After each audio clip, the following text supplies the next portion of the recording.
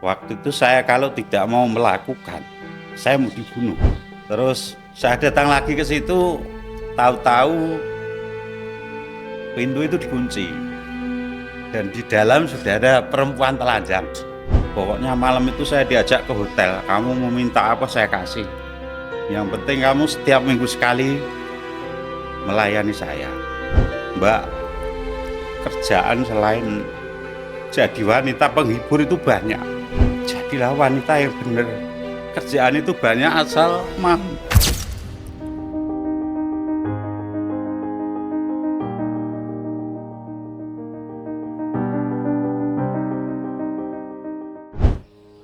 Ya, waktu saya pertama jadi militer itu pada tahun 1994.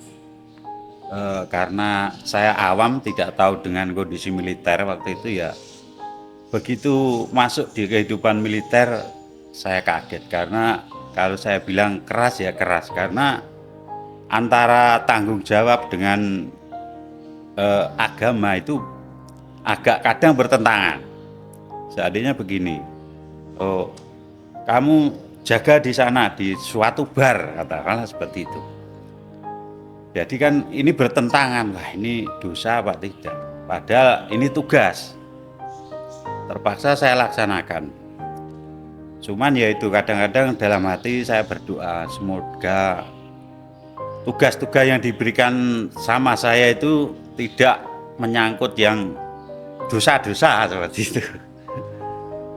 Karena pernah dulu saya diajak teman saya itu disilir tahun 95 atau 96. Itu saya sering main, sering disilir dulu waktu sekarang mungkin udah berubah.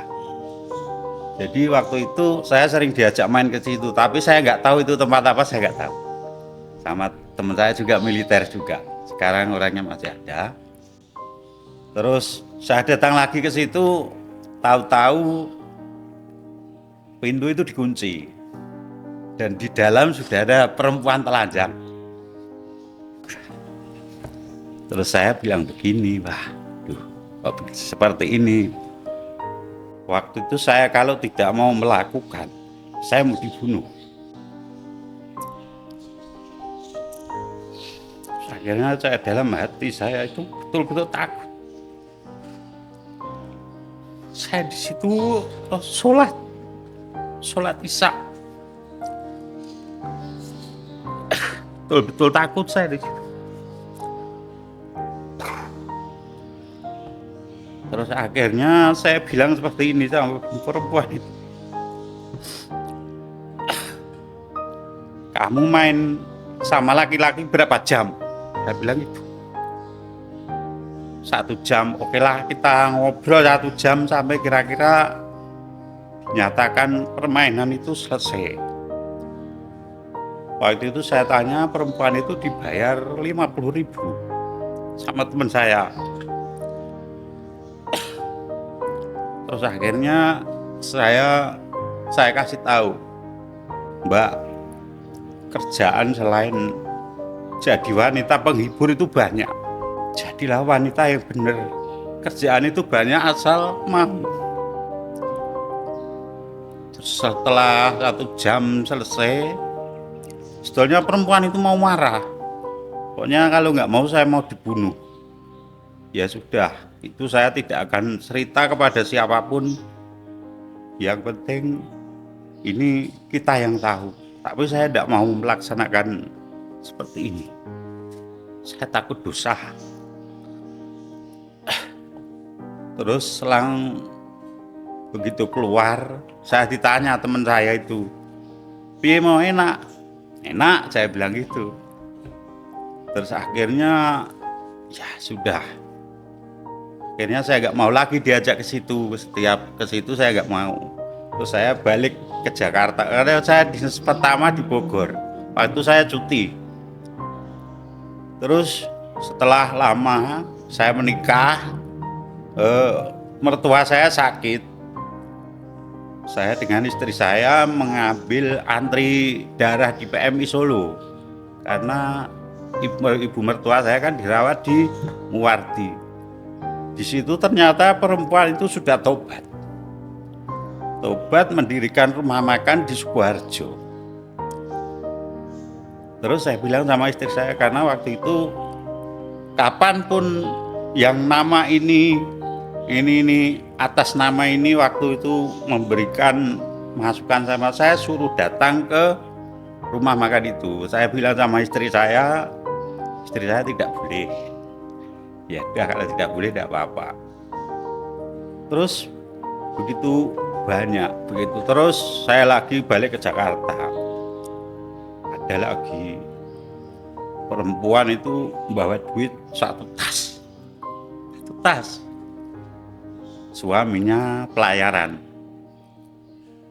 Terus pokoknya malam itu saya diajak ke hotel, kamu mau minta apa saya kasih, yang penting kamu setiap minggu sekali melayani saya. Seperti itu. Saya tidak mau waktu itu, ya orang Solo sini, cuman saya tidak mau. Waktu itu perjalanan dari Solo ke Jakarta, saya mau balik ke Bogor itu. Terus tapi memang waktu itu belum ada telepon, jadi tidak kontekan, Pak. Itu ya banyak sekali perempuan. Terus saya diajak lagi di lokalisasi di Grogol, namanya 2-in-1. Waktu itu saya disuruh ngawal sama kontraktor, Pak, karena waktu itu saya keamanan di sebuah waktu itu bikin apartemen di Blok M. Saya sebagai keamanan di situ, setiap malam minggu itu saya disuruh nganter kontraktor itu ke namanya diskotik 2-in-1. Jadi di situ saya nggak tahu kok ini lama-lama nggak enak. Saya duduknya di depan karena ngawal bos-bos itu. Bos-bos itu langsung pesan minuman 1 kerat. Wah, saya nggak cocok ini. Terus saya waktu itu saya minta Fanta, diketawain lah sama apa itu perempuan itu. Nggak taunya saya dikasih namanya anggur merah. Setelah saya dikasih tahu anggur, ya saya minum, tapi kok ini bukan Fanta, nggak saya minum. Terus sampai jam 1 itu yang keluar itu perempuan telanjang semua, Pak. Perempuan telanjang semua sambil memainkan adegan bersetubuh itu. Terus siapa yang menghendaki langsung silahkan masuk ke kamar. Terus perempuan telanjang itu keliling mengelilingi orang yang duduk itu, Pak. Begitu, wah saya gimana ini? Saya pada ngawal bos-bos ini. Terus saya duduk di sini sebelum perempuan telanjang itu sampai saya lari keluar. Saya lebih baik gak dibayar 500.000. Waktu itu juga banyak, Pak, 98 sekali ngawal 500.000. Gaji saya gak ada seperti itu. Terus akhirnya saya keluar diketawain sama nasi goreng itu, jualan nasi goreng. Duh, Mas, ngapa metu? Saya nggak bisa, Pak, seperti ini. Lebih baik saya pulang. Terus akhirnya saya pulang naik taksi. Terus setiap malam minggu saya nggak mau suruh ngawal lagi. Terus akhirnya saya balik ke satuan. Udah saya nggak mau suruh ini lagi, suruh jadi keamanan di sana karena banyak permasalahan. Terus 98 geger itu akhirnya ditarik semua, Pak, ditarik semua. Terus saya di sana itu begitu banyak kondisi saya, yang istri saya yang pertama itu hamil, terus lahir meninggal lah, anak saya meninggal. Terus yang kedua lagi hamil, anak saya meninggal lagi.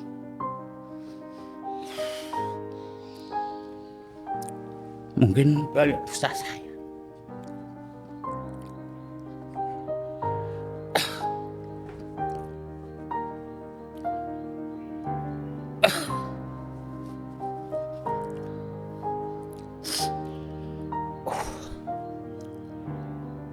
Terus akhirnya saya memutuskan untuk pindah ke sini, Pak. Pindah ke kampung tahun 2024. Saya beserta istri saya pindah sini, alhamdulillah saya bisa punya anak. Terus saya sekolahkan di sini, Pak.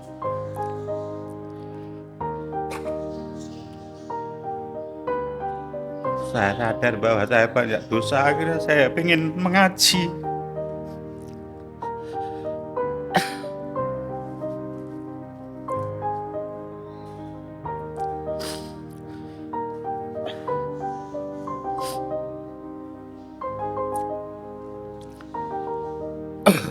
Mengaji pun itu banyak tantangan, Pak, dari keluarga istri saya. Sampai diteleponi sama kakak-kakaknya sama ponakannya. Nek ora gelem ngewangi bancaan, nek ora gelem ngene-ngene, pokoke nek ora umum karo tangga, wis kok rasa dadi sedulur. Istri saya tiap malam menangis. Tapi saya dengan keyakinan bahwa kebenaran itu pasti akan dilindungi Allah. Akhirnya sekarang malah jadi baik sekali sama keluarga saya, Pak.